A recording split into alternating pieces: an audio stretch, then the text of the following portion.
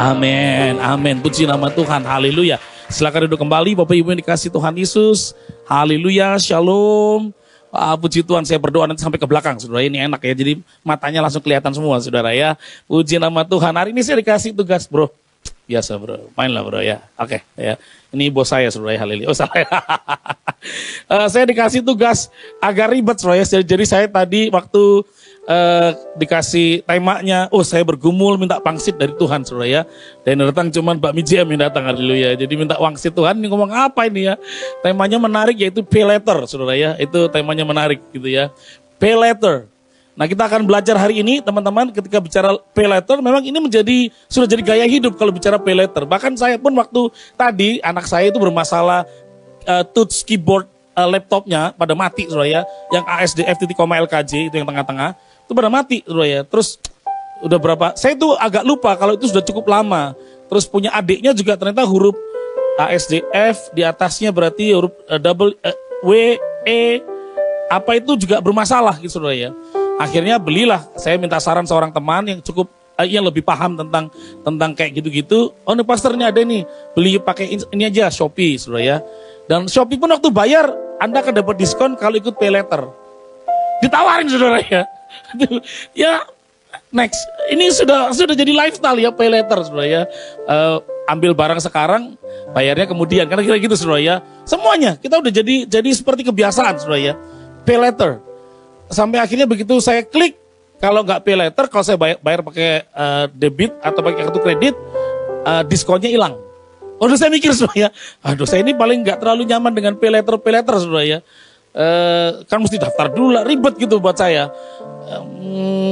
Ya akhirnya saya memilih tidak dapat diskon, saudara ya. Nggak pay later akhirnya. Tapi uniknya, generasi sekarang, generasi milenial, 63% hidup dengan pay later. Ada penelitiannya ternyata ya, anak-anak muda sekarang itu lebih suka pay later, saudara ya. Karena barang datang, bayar ntar gitu ya. Tapi kan hidup gak bisa terima sekarang, ntar doanya. Kan gak begitu, saudara ya. Problemnya kita hidup gak bisa pay later gitu ya. Anda terima barang, terima berkat daripada Tuhan, doanya berantakan. Gak bisa begitu. Betul gak? Pengen terima mujizat tapi gak pernah lakukan apa-apa buat kerajaan surga. Ya lucu juga kita. Tapi pengen terima berkat, terima perlindungan, kita pengen. Hidup rumah tangga kita oke, toko kita baik, berkatnya berlimpah. Tapi kalau untuk cinta Tuhan, mengasihi Tuhan, bertobat, gak pakai pembukuan ganda, pemulihan, ntar. Ya gak bisa begitu dong. Masih hidup semuanya? Apa sudah mulai tersinggung jiwanya, saudara ya? Kerja suka terlambat tapi mintanya berkat. Itu kurang ajar namanya, saudara ya. Apalagi dengan dunia modern sekarang, next yang namanya digital tsunami, itu jadi persoalan Bapak Ibu. Bagaimana kita ini dipengaruhi sangat luar biasa dengan dunia ini. Ya kayak tadi, saudara sebenarnya nggak mau. Tapi mau nggak mau jadi mau gitu. Yang tadinya nggak ngerti pay later, yang tadinya nggak mau pakai, jadi akhirnya ditawarin terus. Betul nggak, saudara ya? Yang tadinya Anda nggak suka nonton Netflix, mau nggak mau nonton Netflix. Tiba-tiba di TV pintar di rumah saya yang udah disekolahin TV-nya kan, Smart TV, saudara ya. Jadi udah disekolahin, udah lulus SD TV saya, saudara ya. Udah 6 tahun lebih soalnya. Nah terus kemudian tiba-tiba si kakaknya yang nomor 1, cicinya itu tiba-tiba kan ada kalau di TV pintar itu bisa download aplikasi atau program, saudara ya. Misalnya ya, kayak tadi Netflix kah, WeTV kah, atau apa tuh kayak lagu anak muda itu, apa tuh jenenge, Spotify itu bisa di-download, saudara ya. Nah terus kemudian yang di-download sama dia, bukan download tapi ada Hotstar, Disney Hotstar. Waktu dipencet nyala, adiknya kaget, loh, kok Hotstarnya bisa? Oh kayaknya itu karena papi pakai simpati, terus pakai paket tertentu langsung daftar Hotstar. Nangkep, saudara ya? Kan lumayan nonton. Adiknya langsung gak mau kalah. TV dalam kamar, dicari Hotstarnya, saudara ya. Saya udah mau pergi pelayanan, jadi kan ketahan, saudara ya. Anak saya tadinya gak usah mikir, cukup dengan YouTube dan Netflix, cukup nih, saudara ya. Sekarang jadi pilih Hotstar. Dunia sekarang. Betul gak? Bisa merampok waktu kita, digital tsunami, saudara ya. Bisa merampok hari-hari kita, bisa merampok kebersamaan kita, bisa merampok jam doa kita, tapi kita pengennya diberkati. Lucunya di situ. Kita tetap pengen diberkati, kita tetap pengen sehat, kita tetap pengen semua yang kita lakukan menikmati berkat Tuhan. Tapi waktu kita dirampok sama dunia digital. Dan ya nanti kan ada waktu, baca Alkitab nantilah. Yang penting kan daging dulu. Lah kan gak bisa begitu Bapak Ibu Saudara. Nah ini persoalan besar kita. Next, persoalan besar kita adalah kita hidup dalam kebiasaan dosa. Ini masalah kita saudara. Bagaimana kita hidup dengan cara yang terus salah. Yang penting kenikmatan dulu, tobat belakangan. Pay later. Bayarnya nantilah, yang penting terima dulu. Terima berkat dulu lah. Yang penting apate anak sekarang saudara ya. Yang penting senang-senang dulu, tobat belakangan. Ya gak bisa. Tapi yang lebih aneh sekarang, tadinya sudah bertobat jadi pelayan Tuhan. Terus balik lagi ternyata.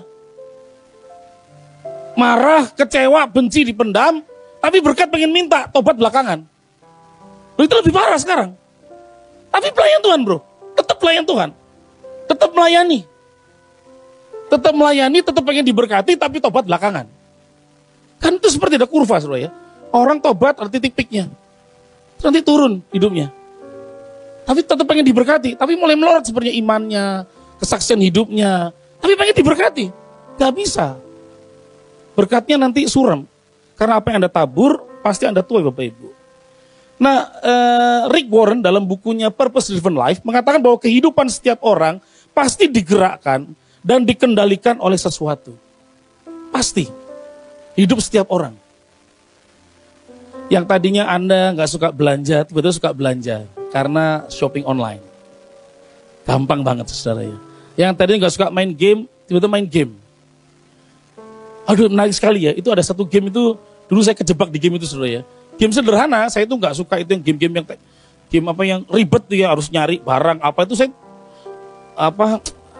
anak-anak dulu itu namanya dia mabarnya Mobile Legend kayak gitu tuh pusing, saya nggak mau saya tuh game-game yang gampang-gampang aja. Apa sih namanya gamenya itu? Saya sempat kejebak di situ. Main tuh bisa 1 jam lebih saudara ya. Untuk main itu tahu saudara ya.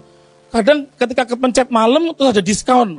Kalau misalkan main sekarang 30 menit senjatanya utama. Jadi main saudara ya.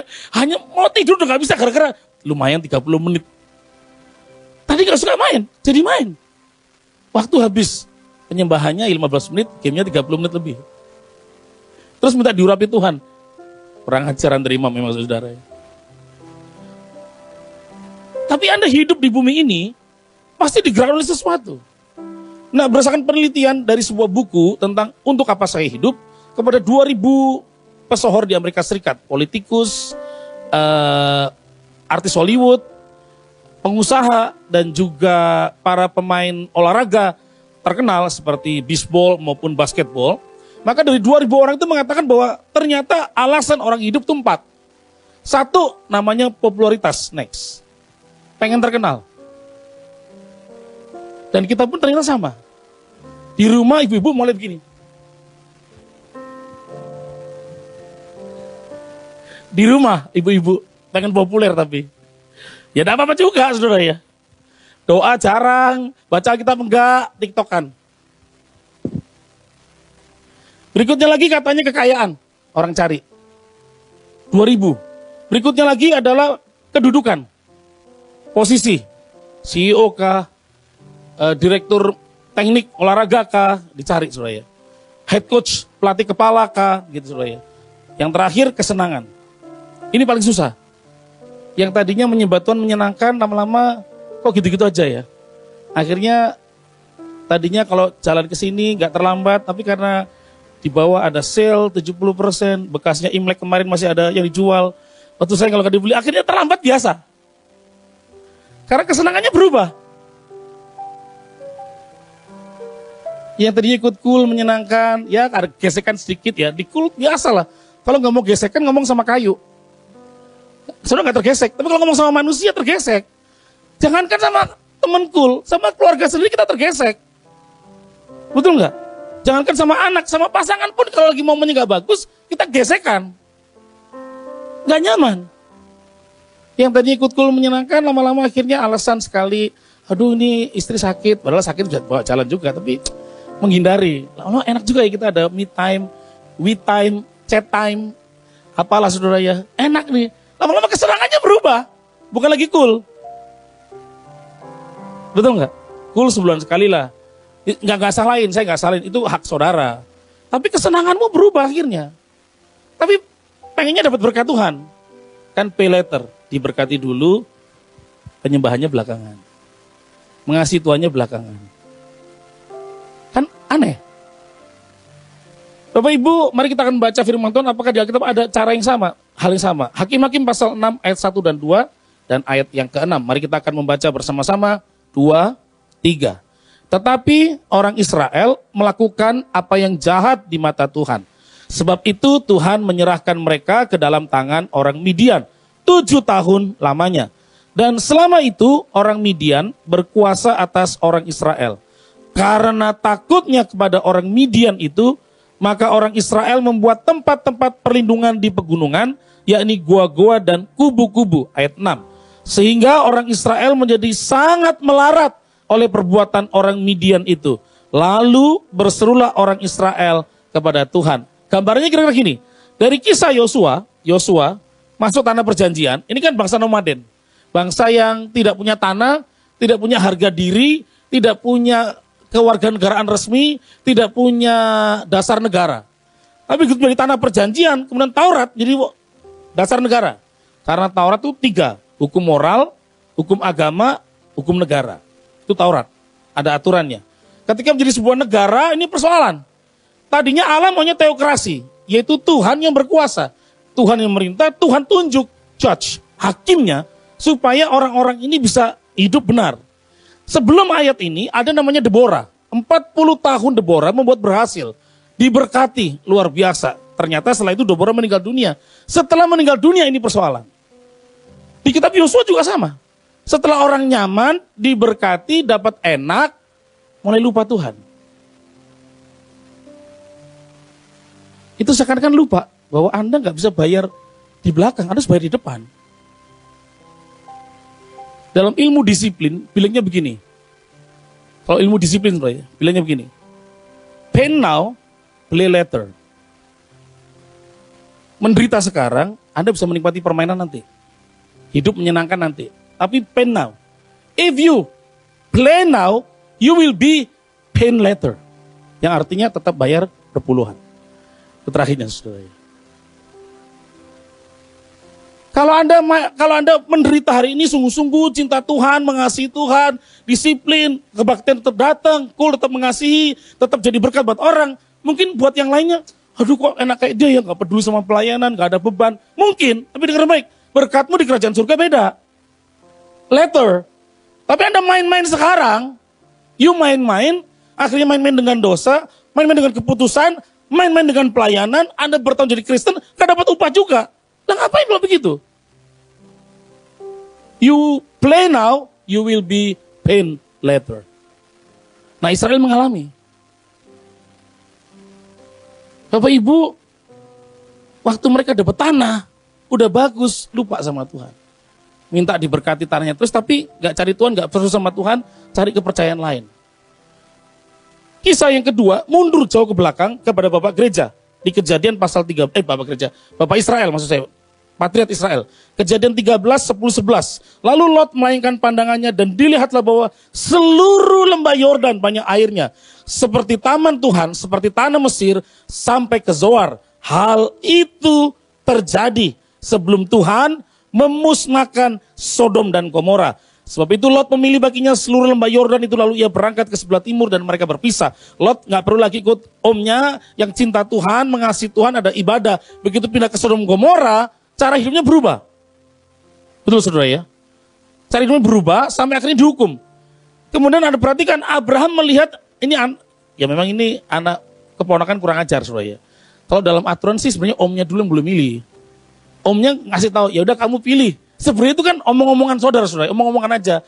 Kalau kamu pilih ke timur, aku ke barat, mesti kan ngomong, ya enggak lah, om dulu yang milih. Ini anak kurang ajar memang. Harusnya omnya dulu lah yang milih, orang tua saudara ya. Udah dikasih kesempatan gitu langsung, om, bagusan sana om, ai sana lah om. Dan artinya Abraham dapat tempat yang kurang bagus. Tapi Anda perhatikan, di tempat yang tidak bagus karena Abraham takut akan Tuhan, dapat berkat berikutnya. Apa itu? Sumur-sumur baru muncul. Yang orang nggak dapat, tapi waktu Abraham ke sana, sumurnya keluar. Kenapa? Abraham minta Tuhan. Kebalikan, ketika Sodom Gomora hidup dengan cara Sodom Gomora, akhirnya hukuman datang. Karena main-main dengan imannya. Nah Bapak Ibu, apa yang kita pelajari sih dari kisah yang kita baca ini? Bicara tentang namanya mentalitas. Kekristenan itu bicara mentality. Apa itu mentality? Keadaan dan aktivitas jiwa, berdasarkan Kamus Besar Bahasa Indonesia, cara berpikir dan berperasaan. Itu namanya mentalitas. Kan dulu ada lagu tuh ya, itu juga ya. Kini yang lemah berkata ku kuat, dan yang miskin berkata ku kaya. Terus dengar kesaksian orang, waduh ikut Tuhan, saya puji Tuhan, kayaknya tambah lagi. Waduh dari mobil 1 puji Tuhan 3 saudara ya. Bukan cuma Wuling yang saya beli, MG juga listrik saya beli, bahkan Konik 5 juga saya sudah beli. Waduh puji Tuhan ikut Tuhan tuh, toko saya berubah saudara ya. Karena berpikirnya ikut Tuhan selalu kaya. Cara pikir itu kan cara berpikir, cara perasaan. Wah kalau ikut Tuhan pasti berubah hidupnya. Loh belum tentu juga. Betul enggak? Semua tergantung kinerja saudara. Kan ketika orang dikasih modal sama Tuhan, namanya talenta, tergantung apa? 2, kesanggupan dan tanggung jawab.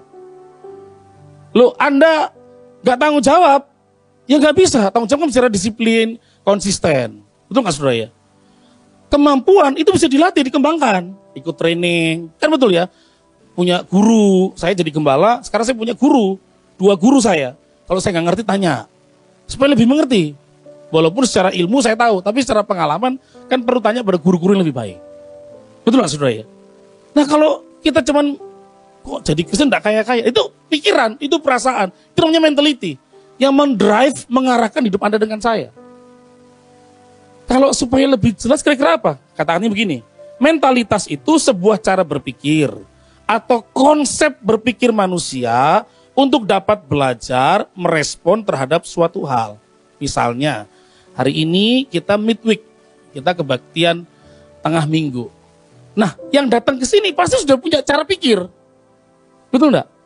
Ada yang datang ke sini karena aku mau menyembah Tuhan, aku kayaknya capek ini, aku lelah, 2 hari ada persoalan, udah tengah bulan ini kok masalah Tuhan, aku mau menyembah Tuhan, kan begitu. Maka waktu datang ke sini karena pikirannya ke satu hal, penyembahan, waktu dia menyembah Tuhan, dia menyembah Tuhan. Ada juga yang datang ke sini karena terluka, pikiran perasaannya. Jadi mau ngadu sama Tuhan, Tuhan begitu khotbah, loh kok bukan khotbah yang saya butuhkan, ini botak nggak bagus nih khotbahnya, nggak sesuai dengan keinginan saya itu lagi butuh dihibur, ini kenapa ngomongnya tentang mentalitas, wah gondrong banget nih orang, misalnya begitu saudara ya. Mentalitas, saya butuh berkat hari ini, butuh pertolongan, utang saya masih banyak, saham saya hilang, kripto saya, koin saya habis, ternyata dagang saya juga nggak laku, saya butuh pertolongan, mujizat, khotbahnya tentang mujizat, akhirnya ada kecewa, pulang-pulang, aku nggak diberkati. Mentality itu namanya. Karena Anda datang karena sebuah pikiran atau perasaan tertentu. Dan mental merupakan kata lain dari pikiran. Sehingga mentalitas dapat dikatakan sebagai cara berpikir tentang suatu hal. Anda para pelayan Tuhan, kalau tetap main handphone, Anda berarti gak sungguh-sungguh mengasihi Tuhan. Katanya Mbak, kamu gak apa-apa lah ya. Nanti kalau undang lagi gak apa-apa saya. Loh itu juga persoalan. Loh Anda cuma datang sih karena pelayanan doang. Gak benar-benar sungguh-sungguh mengasihi Tuhan berarti. Anda gak perlu firman berarti kan? Anda cuma karena tugas doang. Ya pokoknya kok tugas selesai sembunyi. Makanya kalau di gereja kami duduk depan. Supaya jadi contoh buat jemaat. Kalau tempat-tempat sembunyi, pasti main-main. Loh itu kan contoh.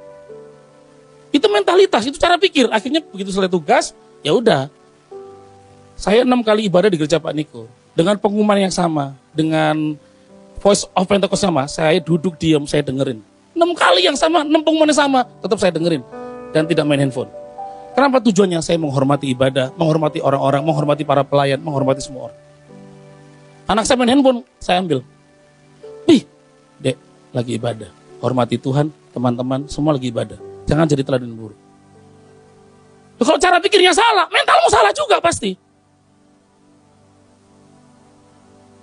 Oh kecuali tadi foto-foto boleh, kan dokumentasi masalahnya, boleh. Tadi boleh. Boleh saudara ya, supaya nanti laporannya jelas saudara ya, yang datang berapa jelas saudara ya, itu benar. Ya. Nah itu kan masalah kebiasaan, cara pikirnya merubah. Nah nilai hidup kita dibangun dari banyak hal ya, tapi secara cepat biasanya ada budaya yang mempengaruhi kita. budaya keluarga, budaya pertemanan, itu banyak saudara ya. Pendidikan kita, pengalaman hidup, keluarga, interaksi sosial kita. Anda pengen jadi orang hebat, kumpulan dengan orang hebat. Betul nggak? Anda pengen jadi hebat, salah kumpulan, Anda masalah. Anda pengen jadi ibu yang dipakai Tuhan, diberkati Tuhan, tapi ketemu ibu-ibu yang suka menggerutu, ya nggak bisa didik anak nanti. Yang ada ngomel terus sama anaknya. Anda pengen jadi engkong, emak, kungkung yang mengasihi Tuhan, tapi ketemu kungkung yang ngeluh tuh, aduh itu capek ini sakit. Oh, Yaso nggak tolong, Yaso mah ngomong doang. Yang ada juga ngeluh juga saudara. Karena kumpulannya salah. Cara pikirnya salah, bentuk hidupnya salah. I do what I think and I think what I believe, katanya. I do what I think and I think what I believe. Aku melakukan apa yang aku pikirkan, mental itu. And I think what I believe. Aku berpikir bahwa mengembalikan perpuluhan tepat pada waktunya itu benar. Itu saudara ya. Saya itu kesel karena kalau orang ngomong masalah perpuluhan, you gak usah ngomong 10%. You ngomong 90% bisa kelola apa enggak. Cuman you 10%. You gak, itu milik Tuhan, sudah kasih aja. Sekarang ngatur 90-nya, udah selesai. Buat saya, saudara ya. Terlalu banyak percakapan kayak gitu, daripada ngajar cuman gak taat firman, saya juga buat saudara melanggar, terus gak diberkati, saya lebih ngeri. Mending saya ngomong, Alkitabnya ngomong apa? Dari mulai perjanjian lama sampai perjanjian baru, itu masalah perpuluhan itu semua diomongin. Perpuluhan itu bukan hukum Taurat, itu jauh sebelum hukum Taurat. Karena Abraham memberi, Ishak memberi persepuluhan, baru masuk hukum Taurat. Dari hukum Taurat, Yesus gak pernah melarang. Sampai kitab Ibrani paling ujung, tetap ngomongin persepuluhan itu milik Tuhan. Terus masa mau ditantang? Enggak, saya lebih mengajar sekarang gimana kelola 90%. Itu yang saya pikirkan. Itu yang saya percaya, mental saya akhirnya gampang. Kalau sudah jadi milik Tuhan, bukan milikku, tenang aku. Udah kasih buat Tuhan, itu punya Tuhan kok. Kalau disuruh memberi, ada diakonnya, memberi, gak pernah takut. Karena itu mentalitas jadi akhirnya. Pengennya aku diberkati, kamu diberkati, karena Allah sanggup untuk menyediakan. Aku diberkati, kamu diberkati, karena anugerah Tuhan bagiku. Oh, bagus lagunya. Tapi perilakunya, mentalnya, pay letter. Berkat dulu dong, nanti belakangan aku cinta Tuhannya. Lah kan aneh. Amin. Bapak Ibu, mentalitas itu adalah sebuah sikap. Dan sikap itu pilihan. Ini saya itu karena dekat sama Pak Budi sih. Karena Pak Budi udah ngancem sama saya waktu itu. Kalau you enggak pelayanan di midweek, ingat. Di grounded you nanti. Waduh, makanya saya datang ke midweek. Enggak. Oh, saya itu jadi gini tuh karena tetangga saya, Pak. Saya dulu tuh orangnya murah hati. Gak pernah itu saya ungkit-ungkit. Tapi tetangga saya tuh kayak gitu. Jadi saya ikut orangnya. Bukan. Anda yang buat keputusan. Sikap itu pilihan Bapak Ibu. Dalam hidup ini setiap hari ada 300 sampai 1.700 pilihan yang Anda lakukan. Termasuk masalah sikap. Sikap dari mana? Nah, kita terangin dulu ya. Sikap berdasarkan pendapat atau tulisan dari Profesor David Mayer, sikap itu 3. Merupakan suatu perilaku yang mencerminkan pola pikir, suasana hati, dan motivasi. Next. Sikap itu suatu perilaku, tindakan. Kalau Anda berpikirnya ibadah ini saya akan diberkati, sikap saudara terbuka hati. Ditegur, diterima. Betul nggak? Suruh bertobat, kita bertobat. Suruh pelayanan sungguh-sungguh, Anda sungguh-sungguh. Karena kenapa? Sikapmu benar. Amin. Perilaku makan benar. Dari mana? Pikiran. Pikiran kita persoalan, saudara. Jadi pikiran kita selama ini karena diajar dengan dunia yang serba cepat, digital, pay later, ya udahlah barang dulu lah yang penting. Bayar belakang toh bisa. Tapi kalau Anda 1.000 barang nanti, terus gak punya penghasilan, mati saudara. Akhirnya pinjol. Setelah pinjol, benjol saudara. Karena buka sana, tutup sini, buka sana, tutup sini. Dan itu kejadian ada orang kayak gitu. Ada. Yang akhirnya gereja yang nolongin. 147 juta. Ya gereja nggak tanggung semuanya, tapi nolongin terpaksa karena udah lapor ke gereja, Pak, tolong anak saya udah. Kan kadang di share lah itu ya dosa-dosanya itu ya. Di telepon sana sini, tertekan, mau stres, mau bunuh diri. Lu salah siapa? Karena cara pikirnya salah. Yang penting dapat dulu lah, nanti belakangan bisa diatur. Kan hidup kadang nggak bisa begitu. Ikut Tuhan juga ada, Anda harus pain now, but you will be play later. Anda menderita sekarang, apa itu? Untuk hidup benar, orang lain hidup gak benar, itu menderita. Betul nggak? Lampu merah, Anda berhenti, motor yang lain nyelonong terus. Aduh, mau jalan, tapi itu menderita sebenarnya. Tapi tanah mencatat kebiasaanmu. Putaran penuh dengan kebencian itu, saudara. Paling jengkel saya kalau lihat putaran itu, saudara ya. Kita udah dari ujung ngantri, itu main nyelonong modok, oh darah itu gue. Pengen gue sumpahin tuh orang-orang itu, saudara ya. Itu putaran penuh kebencian, saudara ya. Udah. Kita udah ngantri, udah 15 menit kan nunggu, tet. Dia main, langsung maju. Dan kadang saya mikir itu yang ngasih jalan di depannya apa nggak mikir kami yang di belakang ini loh. Ya udah ngantri dari ujung, setia. Itu main dipotong gitu aja. Aduh mohon maaf saya pernah marah, saudara ya. Mas, muter ke Sunter sana, jangan di sini. Pindah ke Sunter sana, saya bilang, saudara ya. Kita udah ngantri di belakang juga udah ngantri. You main potong aja, pindah ke Sunter sana. Kan ada putaran lagi di depan. Memang itu putaran kebencian tuh ngeri, saudara ya. Tapi kan cara pikir kan, mau cari gampangnya, itu maksud saya. Betul enggak?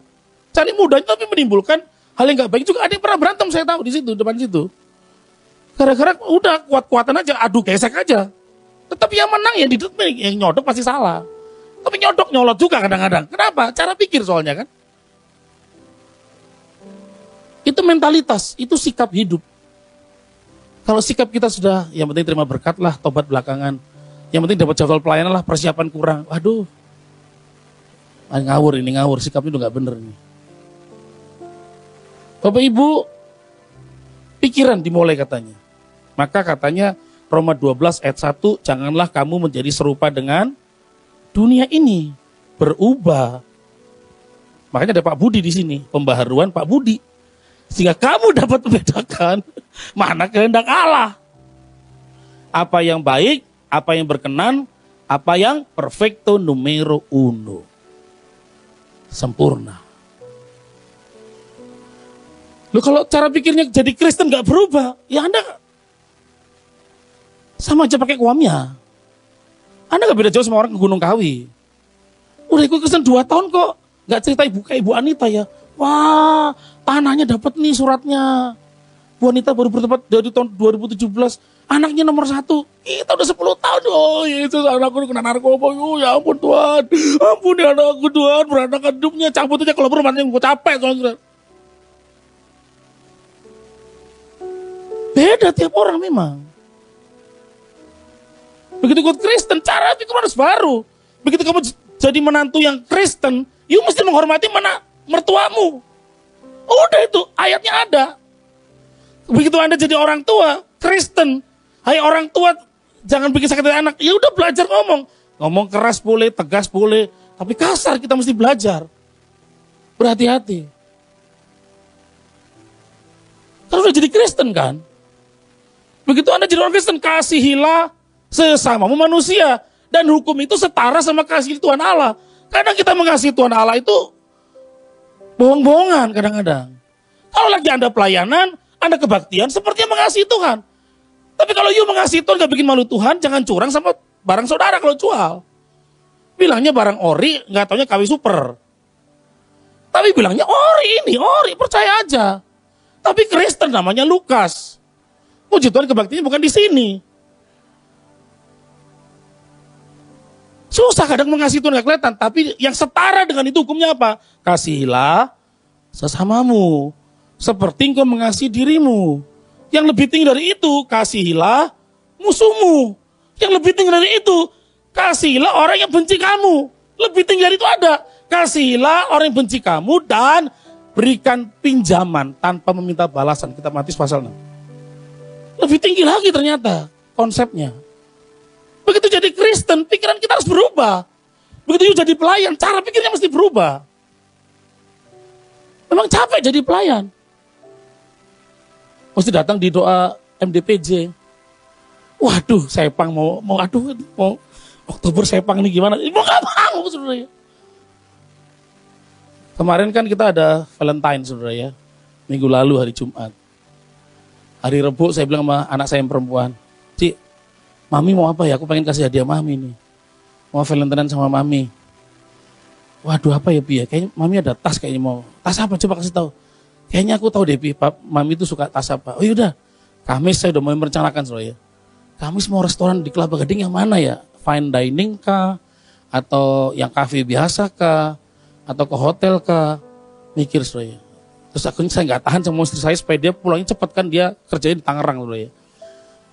Bisa nggak kamu pulangnya cepat? Besok kan Valentine kita makan bareng yuk. Berdua aja, anak-anak nggak ngikut. Istri saya memberikan sebuah bom tiba-tiba. Dia bilang, besok kan doa malam. Gak bisa ngomong saudara. Besok kan doa malam hari Jumat. Kalau kita pergi Valentine masa jemaat doa kita makan berdua. Oh Tuhan Yesus, saya lupa sudah jadi gembala Tuhan. Akhirnya dengan perasaan terluka, Tuhan, ya sudahlah Tuhan, aku doa. Jadi akhirnya gak makan malam, saudara ya, doa malam. Sungguh-sungguh, wah Tuhan, terus kasih ide. Kan kamu bisa setelah doa malam, pergi sama istrimu. Oh iya, 8:30 selesai saudara ya. Ah puji Tuhan, iya bisa saya. Langsung saya buru cari makan restoran 24 jam di Kelapa Gading. Kalau ada yang tahu kasih tahu saya nanti. Ya supaya saya persiapan, gak mau nanya lagi saudara ya. 24 jam, saya cari-cari saudara ya. Pokoknya 8:30 selesai, pergi. Nah memang setelah doa malam ada makan saudara ya. Udah ditawarin makan, istri saya tanya, mau makan gak? Saya sih sebenarnya nggak mau karena mau jalan kan. Oh gak usah lah, jalan aja. Tapi udah kayaknya enak nih, ya udah makan satu buat berdua. Setelah lagi makan ada yang konseling ada yang ngajak ngomong. Istri saya di depan situ seperti gini. Saya lang bingung. Aduh, ya oke, sebentar gitu ya. 1, 2, 3, selesai orang itu jam 10. Pulang aja, gak jadi saudara ya. Gak jadi saudara ya. Tapi saya puji Tuhan, istri saya bilang, ya artinya gini, ya udah memang kita pelayan. Harus mengorbankan daging kita memang, keinginan kita. Begitu you cinta Tuhan, you pelayan Tuhan, ada harga mesti dibayar memang. Dia puji Tuhan, istri saya gak marah, yaudah kita makan malam di rumah aja. Dengan yang ada, yaitu Indomie pasti yang ada saudara ya. Ya usah itu aja saudara ya, makan dengan itu dan apa yang bisa dimasak malam-malam dimasaklah sama ART dimasaklah. Ya itu aja kita makan. Artinya pola pikir harus baru. Gak tunggu dengar khotbah dulu, wah saya itu diberkati waktu pendeta Singapura datang. Loh, berarti Anda lupa, begitu jadi Kristen, Anda mesti jadi sudah berubah, ditajemin kemudian. Yang salah diluruskan, bukan tunggu siapa yang khotbah. Itu cara pikir yang salah. Kita pelayan Tuhan kalau dengar orang luar negeri datang, wah kita lebih persiapan. Salah juga kita. Karena tiap kali melayani itu ketemu Tuhan masalahnya. Amin. Mentalitinya, sikapnya harus berubah. Filipi 4 ayat 8, semua yang benar, mulia, adil, suci, manis, sedap didengar, yang disebut kebajikan dan patut dipuji. Hanya hal yang baik. Belajarlah sebenarnya. Saya ngerti tidak mudah. Ya Pak, ngomongnya gampang lah. Itu teman saya, itu opa saya, itu keluarga besar saya suka ngomongin kami. Saya tahu tidak mudah. Tapi lihatlah hal-hal baik dulu. Taruh semua yang baik.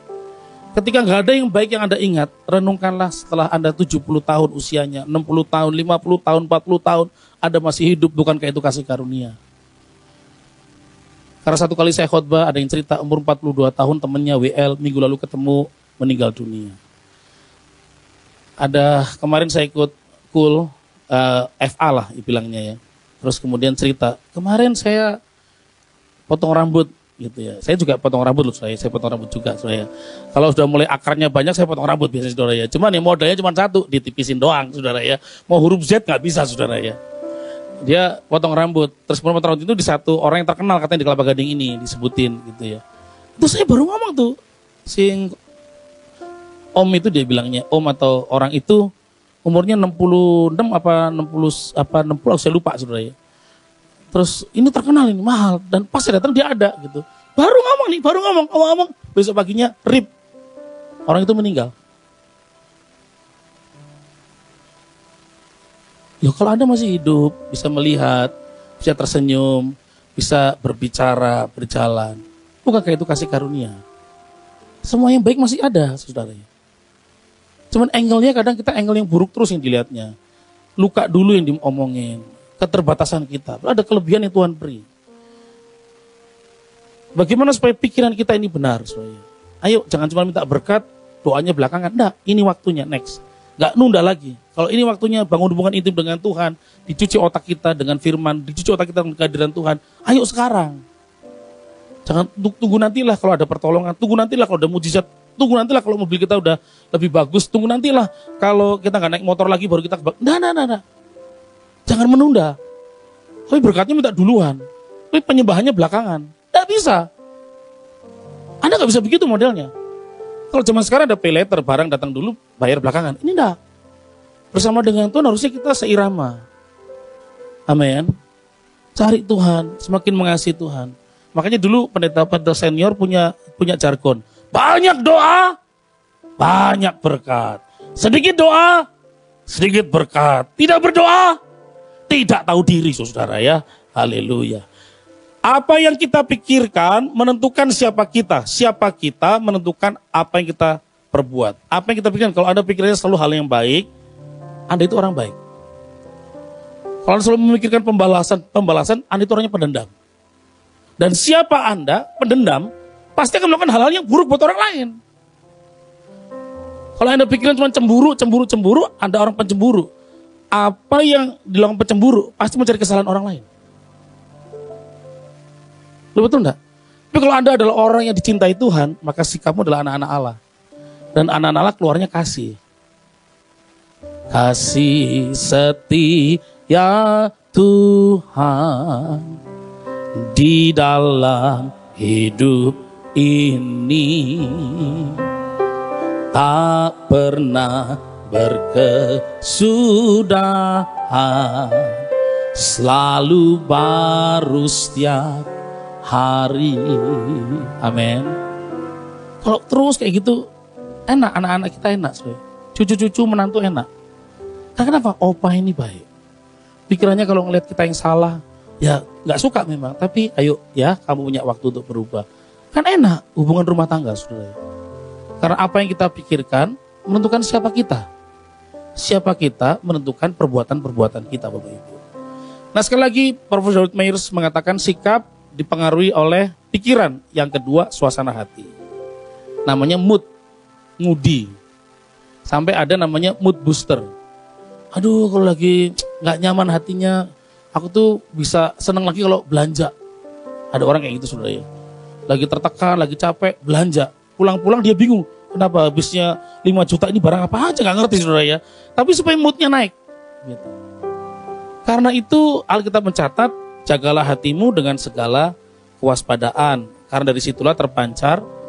Lu saat ibadah ini waktu you gak jaga hati, yang ada juga Anda ngomongin orang di hati saudara. Ah, ini khotbahnya buat dia, ini kenapa dia gak datang ya? Loh, enggak. Ini khotbah buat saudara. Amin. Kalau kamu gak jaga hatimu, ini mah aku udah denger nih firman Tuhan. Saya itu belajar dari satu ketua sekolah, atau dulu namanya direktur sekolah kami di sekolah teologi S1, saudara ya.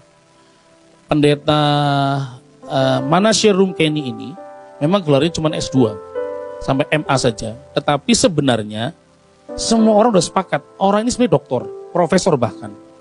Cuman dia dengan rendah hati memberikan yang muda dibiayain sekolah. Dia bisa mengambil program beasiswa itu untuk dia. Tapi karena pengen membuat sekolah itu banyak sarjana-sarjana S2 untuk mengajar baik, maka dikirimlah ke luar negeri. Padahal kalau dia yang kuliah, dia yang kuliah. Itu namanya dia punya istilahnya otak fotokopi. Otak fotokopi itu gini. Kalau dia lagi belajar, saya pernah tuh ya, di perpustakaan dia belajar, baca, menyendiri, baca. Terus saya tanya nih, karena dia selalu mengajar filsafat di kampus kami. Pak Rumke ini, itu yang tentang pendapat dari Karl Bultmann pada masa tahun sekian-sekian, kok dia bisa mengalami perkembangan yang berubah ya, dari Kristen yang benar, sama berubah cara pikirnya. Itu disebutin.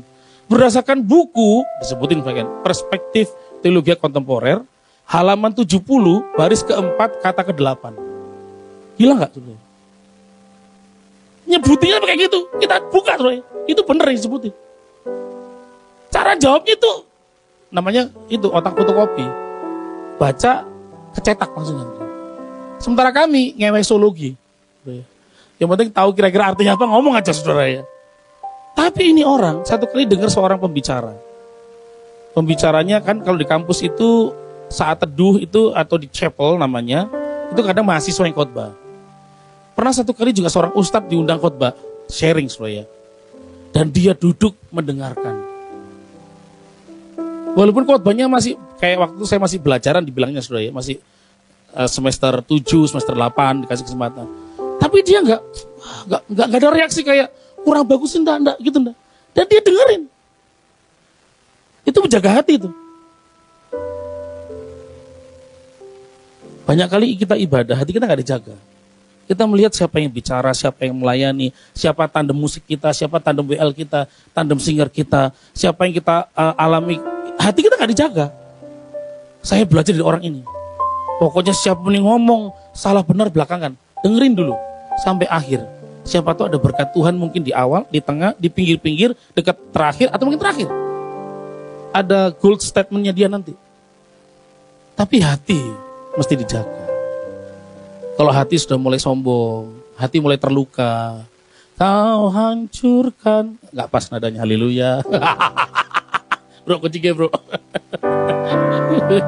Tapi udah lewat lagunya, ntar aja ya. Ketika mulai sakit hati terus dirawat, disimpan, itu menggerakkan sikap kita akhirnya. Betul nggak? Ketika cuma mikirnya berkat tanpa perubahan, ya akhirnya sikap kita akan cuma mencari berkat Tuhan terus. Tanpa ada perubahan. Sekali lagi, konsep pay later ini bagus nggak? Ya buat para pebisnis bagus. Gimana caranya menjerat orang supaya utang dulu, kan gitu kira-kira saudara. Yang penting barang kejual dulu, laku dulu lah. Masalah dia belum bayar belakangan, tapi penting barangku lepas dulu, omset naik dulu. Secara bisnis oke. Tapi kita boleh nggak? Boleh-boleh aja kalau Anda memang orang yang disiplin. Saya pakai kartu kredit, pakai. Tapi begitu habis 10 juta, langsung tutup 10 juta.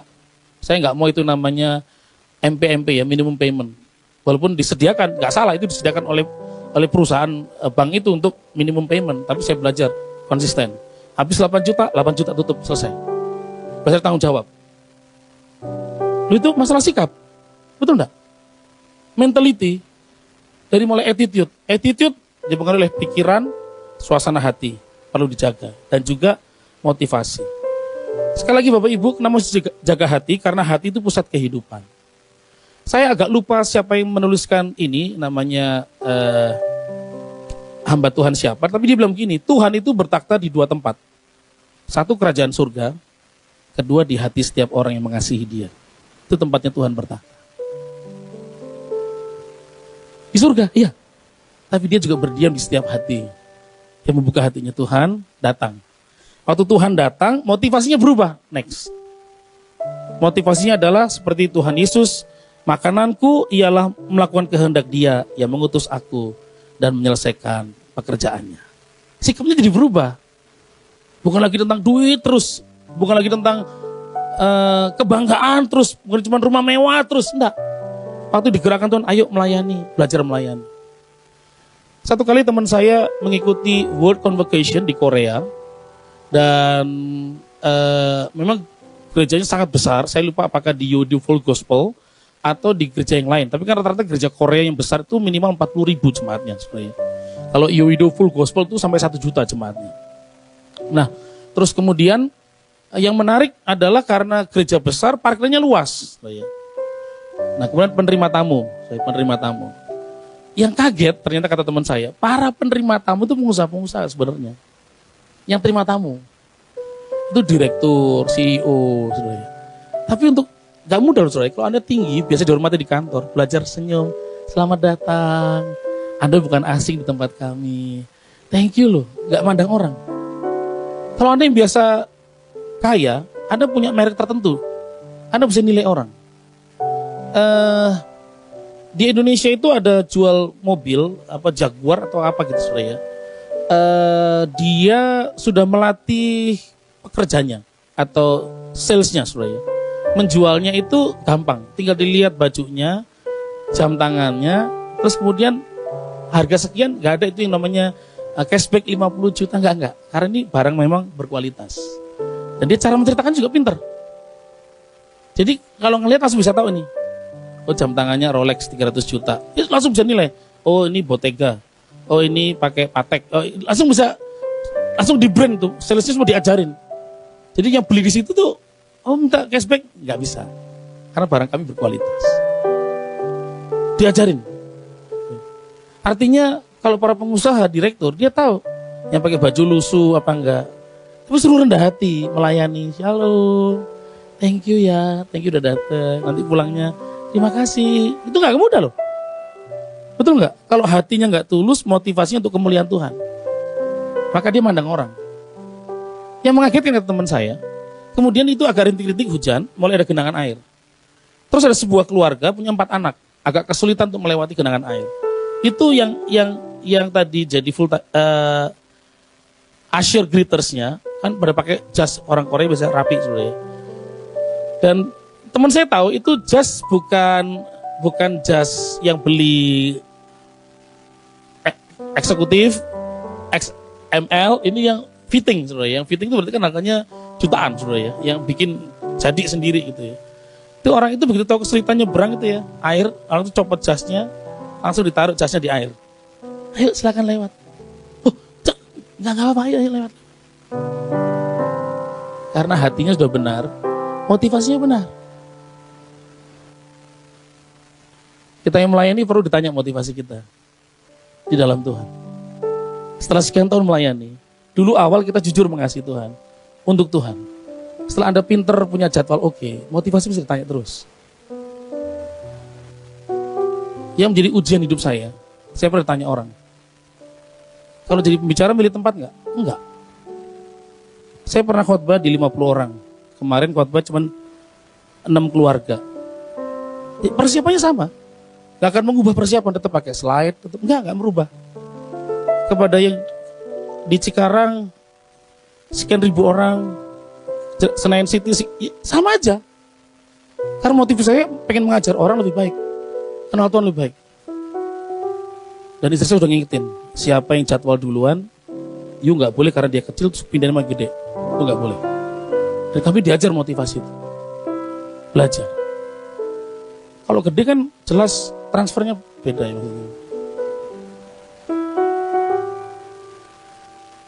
Ke Cibitung, Cibitung cuma melayani 5 orang.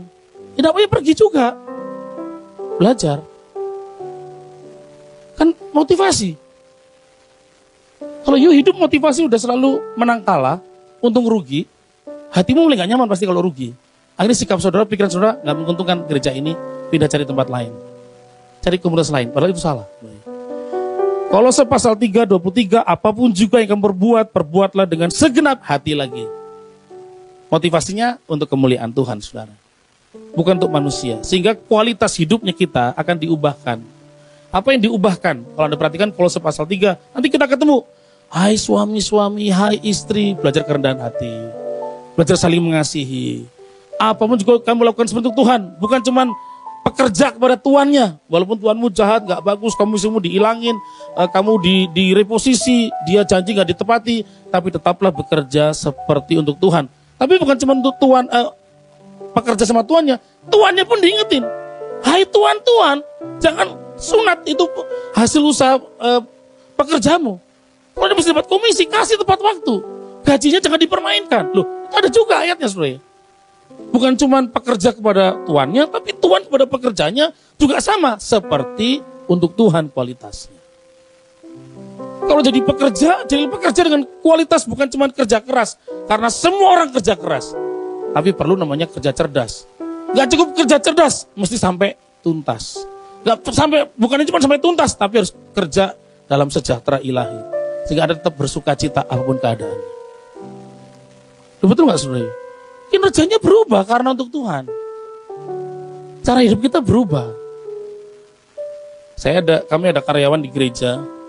Coba ini, gimana ya caranya? Loh, gimana caranya? Jangan gitu caranya kamu kalau jadi pekerja hebat. Disuruh cari dulu. Pengumumannya cari tahu. Anak sekarang itu bisa di internet, bisa kok. Masa kamu udah bisa? Apa-apa nanya dulu. Waduh, kamu makanya posim gak pernah berubah. Loh, kita perlu berubah sebenarnya. Kualitasnya bentuk Tuhan. Cara pikirnya, cara hidup pasti akan berubah. Sekali lagi Bapak Ibu, apa itu sikap? Sikap itu pola pikir, suasana hati, dan motivasi. Itu membentuk yang namanya sikap. Sikap itu membentuk mentalitas. Mentalitas kita bukan pay later, yang berkat dulu, bertobat belakangan. Berkat dulu, penyembahan sungguh-sungguh. Enggak. Seiring bersama-sama itu, berkat menanti kita. Waktu kita mengerjakan bagian kita, pada waktunya kita akan menuai. Kita harus bekerja keras. Tadi lagunya, yang menabur dengan mencucurkan air mata, pasti pulang. Tapi nanti, dia harus kerja dulu. Amin. Bapak Ibu Bedmore dalam tulisannya mengatakan, kita mungkin tidak bisa mengubah situasi kita, tetapi kita bisa mengubah sikap kita. Kemarin ada suami yang kaku sekali. Ternyata dalam 22 tahun pernikahannya, 19 tahun dia melarang istrinya untuk pulang ke rumah orang tuanya. Ibu-ibu gimana? Kuat gak? Gak boleh berhubungan dengan orang tua, mampir ke rumah orang tua gak boleh. Ngeri gak saudara? Tapi suaminya mengakui, waktu dia kemarin sharing ya, dia dengan nangis, ini karena istri saya. Tidak pernah single word dia cerita sama teman-teman komsel yang lain kalau, lu tahu nggak, suami gue tuh baik. Masa gue tuh nggak boleh ketemu bokap nyokap gue. Bokap gue tuh masuk rumah sakit, gue tuh nggak boleh. Pikir dong, boleh cerai nggak? Gak ngomong gitu. Teman-teman yang ngomongin, gue salut sama lu. Selama sekarang kita baru kebongkar ngerti lo. Kalau ternyata kamu tuh nggak pernah boleh main ke keluargamu sendiri, dan kamu nggak pernah cerita. Dan suaminya diubahkan gara-gara sikap istrinya. Akhirnya dikasih mobil, boleh nyetir, boleh main ke rumah orang tuanya, sampai akhirnya terakhir merawat papanya dan meninggal dunia, dia berterima kasih. Sebelum meninggal dunia, suaminya bertobat, kan sudah bertobat, akhirnya aku mau beli kasih tanah kuburan yang paling bagus buat papi mami. Cicinya kaget sebenarnya. Hah, suami bertobatnya luar biasa. Gara-gara istrinya 19 tahun diam. Doain terus cuman. Waduh, saya lihat kemarin waktu kesaksian tuh saya ikut sedih begini, mikirin 19 tahun gak bisa cerita, gak bisa ngomong. Dan pelajarannya, pokoknya kalau sedih jangan terus di Facebook. Kalau lagi ada masalah, kurang duit, sakit, udahlah jangan pengumuman di Instagram. Anda jangan minta perhatian seluruh dunia, perhatian saudara. Tapi kalau seneng, ceritahu gak apa-apa. Puji Tuhan, Tuhan berkati. Kalau nangis sedih sama Tuhan aja. Itu yang pelajaran dia dapat dari istrinya. Gak pernah cerita pas status. Kok kayaknya kering ya hari ini. Kenapa Ci? Kenapa? Ada apa? Aduh hidupku kenapa? Enggak, dia gak pernah tulis status alay gitu enggak. Kita mungkin gak bisa mengubah situasi, tapi kita bisa mengubah sikap kita. Amin. Waktu SMA, dia mau bunuh diri. Karena hidupnya berantakan, mau dibully. Bahkan waktu lahir, dokter udah pernah bilang, mending dimatiin. Karena udah tahu resikonya, anak ini akan punya takaran batin luar biasa. Tapi papa mamanya waktu berdoa mengatakan, Tuhan punya rencana hebat buat anak ini, saya akan besarkan anak ini. Waktu anak ini lahir, bisa berbicara, bertumbuh, ngomong, melihat. Sudah ngomongin, kamu itu anak yang dipakai Tuhan, akan dipakai Tuhan. Tapi waktu prosesnya, orang benci, orang gak suka, bully dia. Keterbatasnya sangat terbatas, seperti gak ada kemampuan. Tapi ketika dia berjumpa pribadi dengan Tuhan Yesus, mengalami pemulihan gambar diri, pemulihan hati Bapa, anak ini kemudian berubah, dan akhirnya menjadi anak yang diberkati, usahanya oke, motivator tingkat dunia. Namanya adalah Nick Vujicic. hampir bunuh diri. Minta sama papa mamanya, bunuh aja saya. Kenapa nggak dibunuh sejak lahir? Sekarang saya dipermalukan terus sama orang. Dan kemudian dia berkata, changing your attitude, change your life. Changing your attitude, change your life.